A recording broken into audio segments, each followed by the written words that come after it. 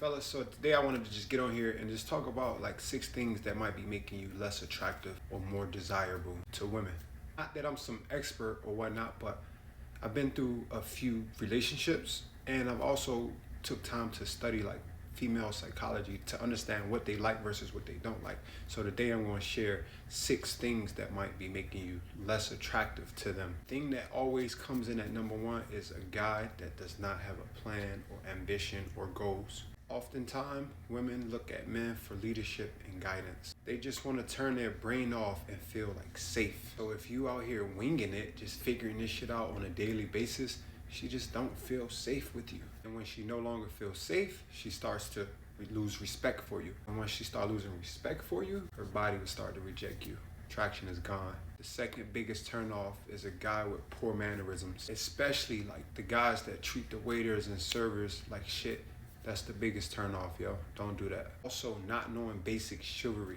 Doors, walking on the side closest to the street, little small forehead kisses, guiding her as you guys walk. It's really the little shit, yo. Number 3, this is a huge one you don't want to do. Say you're going to do something and then you don't do it. I remember I bagged this 12 out of 10 and she was having troubles with her car.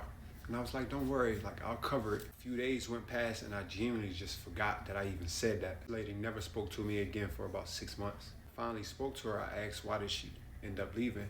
She said, one of my biggest triggers is if a guy says he's going to do something and he doesn't do it, and I should not have to remind him that he said he was going to do it. Biggest lesson I learned, fellas, like you're better off saying nothing if you have no intention or desire to do what you said you was going to do. Number 4, I get on you guys about this one all the time, just having basic hygiene grooming routines. I'm not saying you have to be the best looking guy in the world, but if you're not in shape, your breath stink, your tongue white, your crib dirty, your bathroom dirty, fingernails dirty, all of these things kills the attraction. One of the absolute biggest and most simple compliments I get is like, yo, you smell so good. You smell clean. Having a clean odor instantly makes you more attractive. Number 5, this is one I struggle with, and I know most guys struggle with, is just having poor communication skills. Oftentimes because we just trying to combat everything they say to either win the argument or just reason with logic. And I had to learn that the reality is sometimes they just want you to listen. They don't even want a fucking response. One thing I've learned that was super helpful is repeating back to her what she said to you.